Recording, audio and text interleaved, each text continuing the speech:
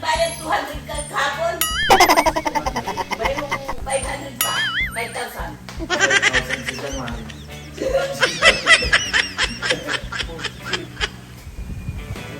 Specialty nila yan. Ano pangalan? Ha? Grabe lang, no? Para tayo nag-OJT sa impyerno. Oo, ganun ang feeling. Ang bill natin sa Oriente usually dito na sa 6 or 7. Pero ngayon pumalo siya ng almost. Pag naputula ka ng Oriente. Putula ka na rin na hiningi. Meron pala akong i-address na gusto kong masagot yung mga tanong nyo. Meron din kasi mga nagko-comment na ayoko naman na isipin nila na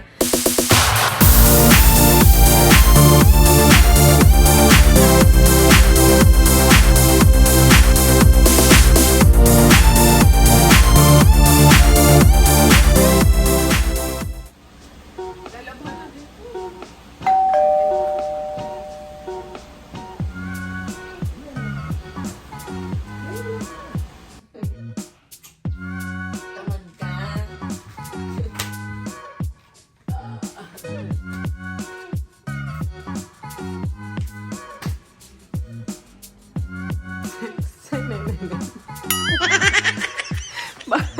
Ano may mag-request niyan? It's bulky.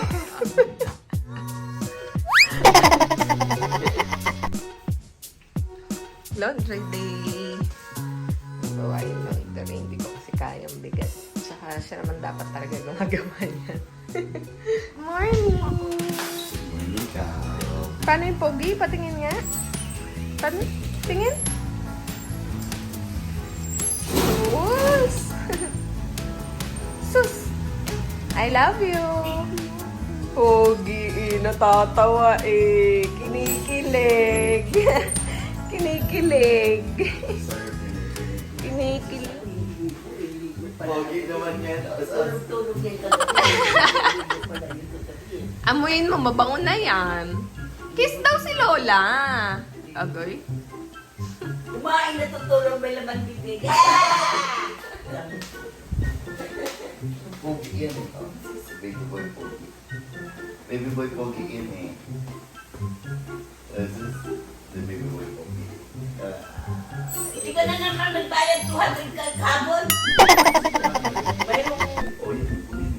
Beg, kulang mo yung 200 na maka. 500 pa. 5,000. 5,000 si January.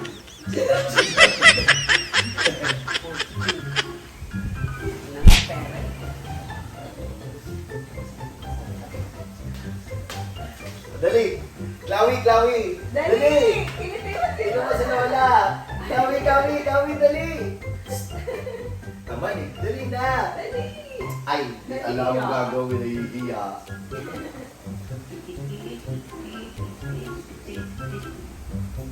Ma'am, alam mo nangyari yan? Sino? Queen of Tears, hindi mo pa natapos. Tapos na, ano yan? Anong episode dyan? Episode ano na? 14, 15. Hindi. Ay, 13, 14. Tapos na ako. Ayusin mo naman yung ano ko sa taas, sa kwarto, yung ano ko. Ano na naman ito? Ano ba yun? Yung ano doon, yung Vicky ko, ayaw eh. Tanong mo kay Vicky. Sige na nga. Nientis mo na si attorney. Minsan pag walang kapunta tayo ng paltan, dito tayo sa dagat. Tarag kung magdaga. Yes, huwag mo na ngayon kasi kagagaling. Kaya siya pa. Kaya Hindi kasi alam mo, nung nilubog ko yung mata ko dun sa dagat, nawala yung pula. Tumilat ka? Hindi, ibig sabihin yan. Oo, yung nalilo ko sa dagat kasi laging mapulat ko, di ba? Sabi nga ng doktor. Ngayon, alam mo, hindi na napula siya. Siguro kasi, di ba, yung pagpatakas, di ba, parang ngayon, ano yun, parang alat, di ba, gano'n. Siguro ganun. Salim ba yung pala? Bigyan natin si Mama. Yan, lahat ng chocolate ay Hiwaan ko siya niyan, tsaka yung mga maliliit. Bigyan. may dala kayo. Opo. Yan o. Sarap nito, Ma. Tingnan mo, ang daming strawberry. Wow! Sarap. Tamis, no, Ma? Sarap. Hindi yan matamis. Hindi, yung strawberry ba?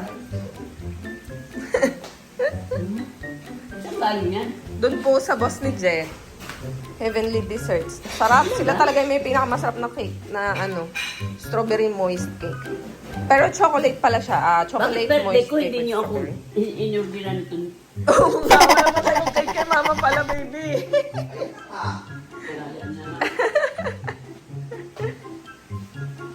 Kahit yan, hindi yan matamis. Mmm. Diba?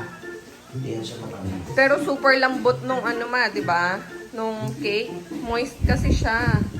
Masarap. Specialty nila yan. Ano pangalan? Ha? Specialty nila. Kasi ang daming ano. oh. No? Sarap. Pero pag-order ko, may discount kayo. Mm. Oo, pwede magpa-discount ng order. Ano lang ka mo? Pang-re-regalo daw ni mama. Sarap, di ba ma? Hindi siya ganun katamis, diba? Nakakaumay. Tsaka kahit ilang araw na siya sa ref ma, hindi siya natigas. Hindi siya nagda-dry. Ito yung parigalo ko na hindi nakakaya. No? Hindi talaga. Mayayaman na. Braso de Mercedes. Pero yung braso nila, mama, di ba braso de Mercedes yung may Yung parang marang at nakaroll. saka yung may custard. Yung nabibili sa Goldilocks yung kanila, may merengue, may custard, tapos may ice cream. May mantikilya pa nga. Ano. May mantika. Gano'n ko laki? Malaki. Lanera yun. Isang tub. Isang Saan tab. na nakalagay? O, isang tab. Kasi may ice cream Kasi siya ice ma. cream yun eh. Kaya pag kinuha mo yun, dapat frozen. Ay, pwedeng ano, kung halimbawa, ipapaalamog ko na lang ginamag ko rito. Opo. Tapos sabihin ko na lang mayroon akong pinapadala. No?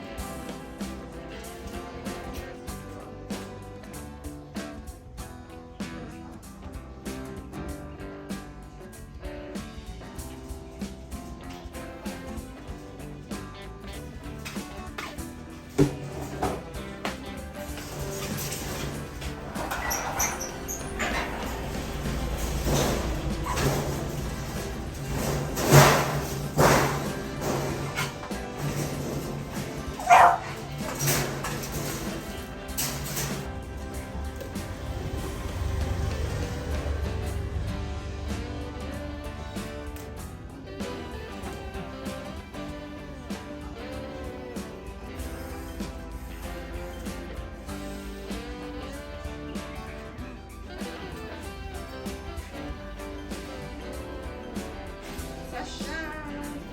Saan punta na?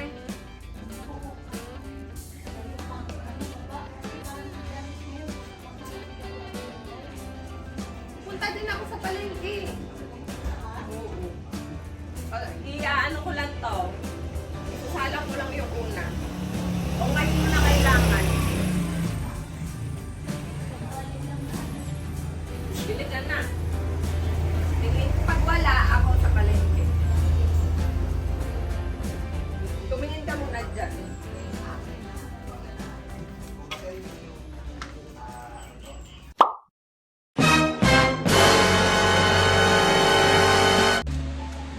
Andito na. Dito na ang pinakaantay-antay namin. Ito yung mga bagay na ayaw mong patanggap. Nung pagkita ko nga kay kuya na meron ko yung dala, akala ko shopping, so sana mag-turn around eh. Alam nyo, ito yung panahon na to, hindi ko rin maintindihan yung init ngayon kasi sobrang grabe yung init ngayon. Ngayon lang pumalo ata. Sa tagal ko, Grabe, nagulat ako. 53, may mga 53, 54, ganyan. So, grabe lang, no? Para tayo nag-OJT sa impyerno. Oo, ganun ang feeling. Tapos yung mall na akala mo na yung araw na katabi na ng mall yung araw. Ganun yung feeling. So, pero dahil ito nandito, titignan natin kung magkano ang bill natin ng kuryente. Dahil alam ko for sure, ito rin yung mga nararanasan ng mga iba, lalo na sa mga nanonood sa atin. Dahil, huwag kayong mag-alala dahil hindi lang din naman kayo nag-iisa. Dahil alam ko yung aircon walang patayan, di ba? Ayun na. Okay lang yan. Dati sumasama ang loob ko pag nag-aircon. Kasi nga alam ko na darating yung bill malaki.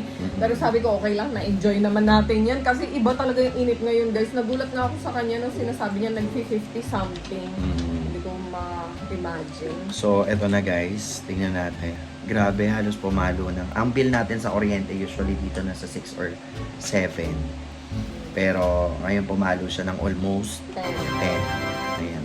Mababa pa yan. Mababa pa to. In Kasi fairness naman. actually, filtered pa ng bibig ko yung paggamit nila ng aircon. Kasi kinokontrol ko kasi alam ko nga na ngayon talaga hahataw ang meral ko sa pagtaas. Kumbaga ngayon yung mga time kasi na sinasamantala nila yan. So, yung mga binabawi nila na consumption, idinadagdag nila yan pag ganitong season. Kasi alam nila, ang mga tao, obligado talaga mag-aircon dahil sobrang init. Pero magbabayad muna tayo ng bill ng Meralco ngayon.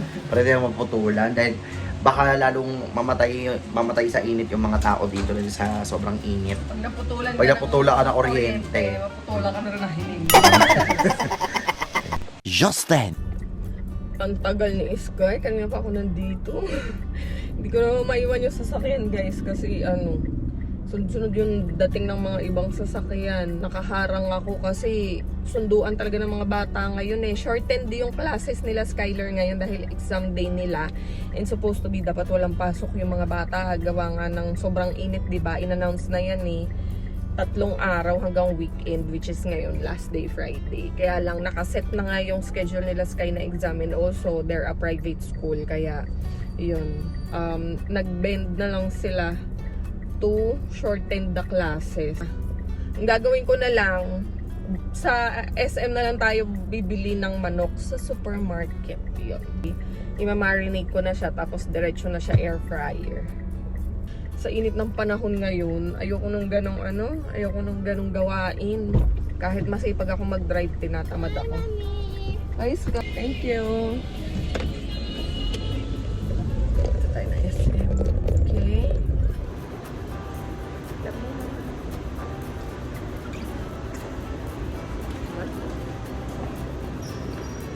First time na po namin umalis ng kaming dalawa. Lagay mo muna to sa bulsa mo, dali, yung car ticket natin. Huwag mo naman lukutin. Huwag dyan, anak. Yan sa may pocket. Doon sa may pocket.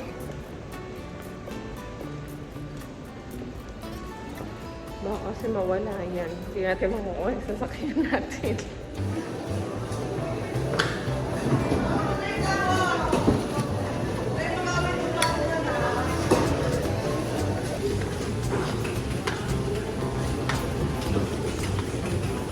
Frequency for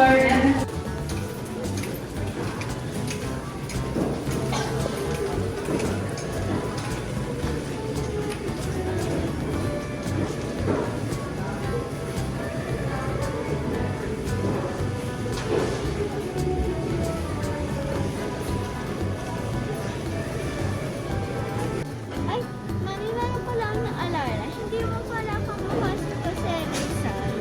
Natural, di ko magiging kamukha yung mas kamukha sa Hindi, Rizal. wait lang, kamukha mo siya. Hindi mo pala siya kamukha. Kasi bakit? Bakit? Kasi siya nasa piso. Siya nasa piso. Oh. Ikaw, nasa puso ko. Agoy! Sabi ni mami, wag daw ako magtuturo.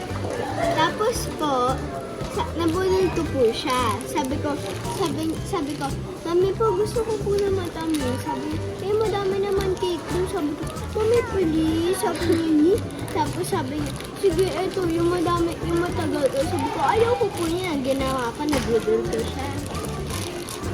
Ikaw magbayad niyan. Sino na sabi na putol mo kung... Balik ko na lang. Justin!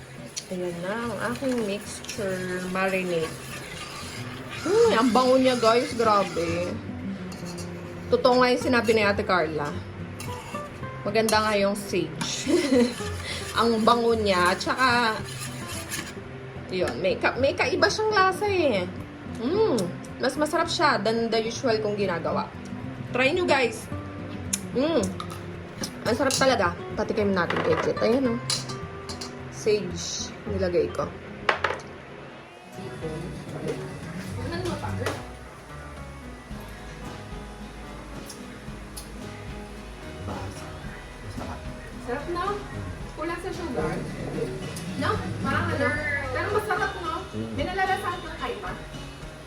Wala. Parang toyo. Eh, syempre eh. Toyo ka kasi. Nilagyan ko siya ng sage. Tsaka paprika. Basta masarap.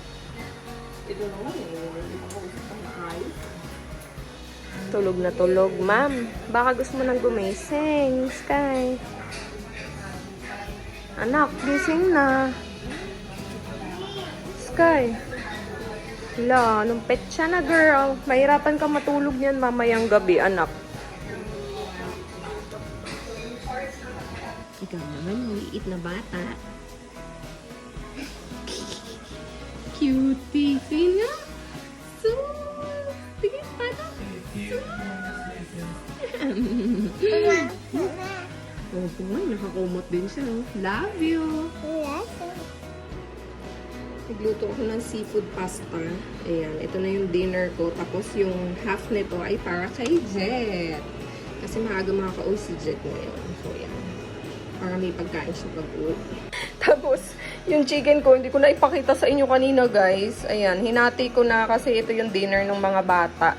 Pinapalamig ko na. Ang sarap ng chicken. Ah, masarap. Gustong gusto siya ni Cloudy. Ayan na eh, hinamayan ko na siya eh. Tikim mo nga to. Ito yung chicken mismo. Dali, mainit to.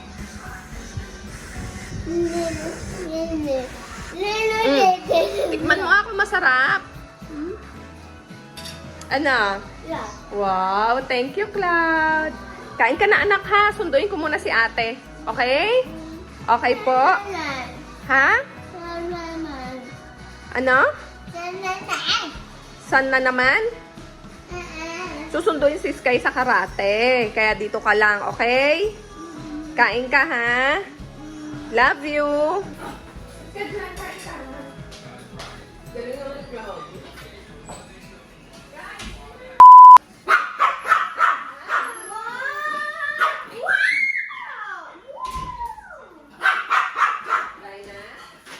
Wow, galing naman ni Claudia.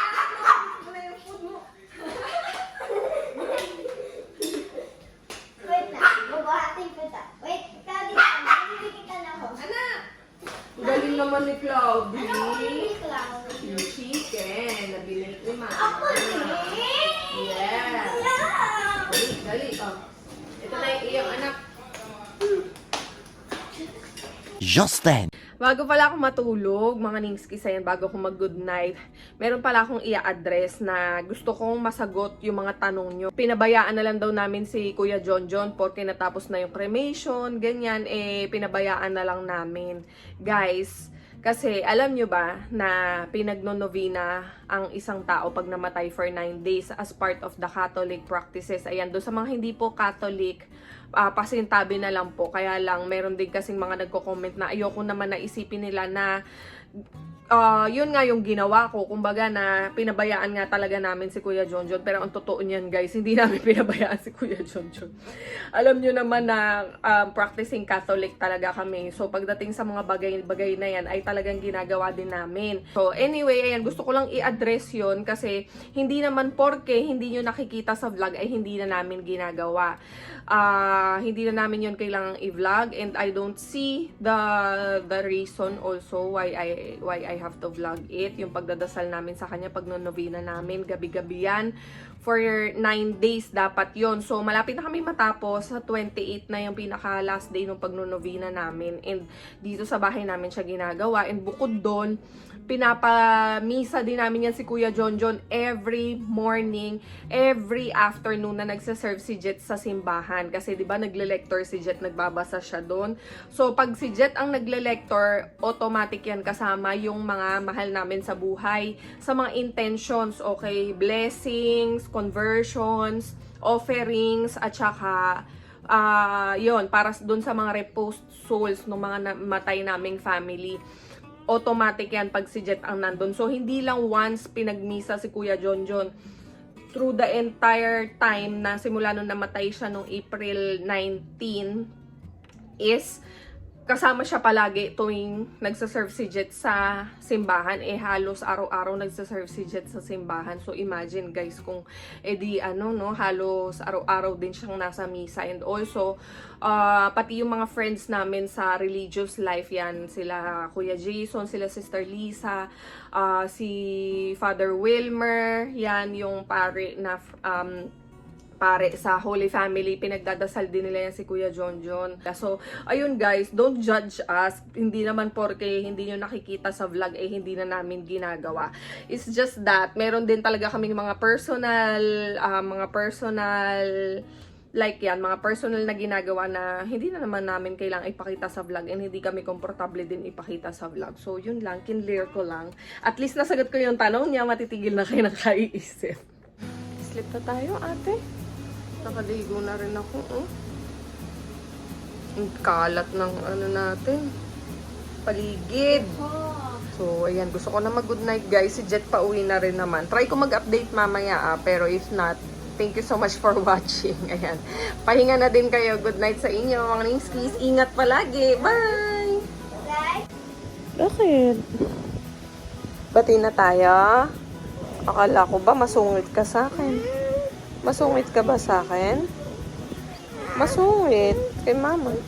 Sabihin mo na maayos. Sabihin mo na maayos. O, yung ibo ka yung bibig niya. Ikaw talaga. Sabihin mo, mama. Mama, look. What's that? Ilaw. Oo nga, may ilaw sa bintana. Higa na maayos. Dali na. Higa na maayos. Ayan. Sky, halika na mahal. Please. Pahinga na tayo.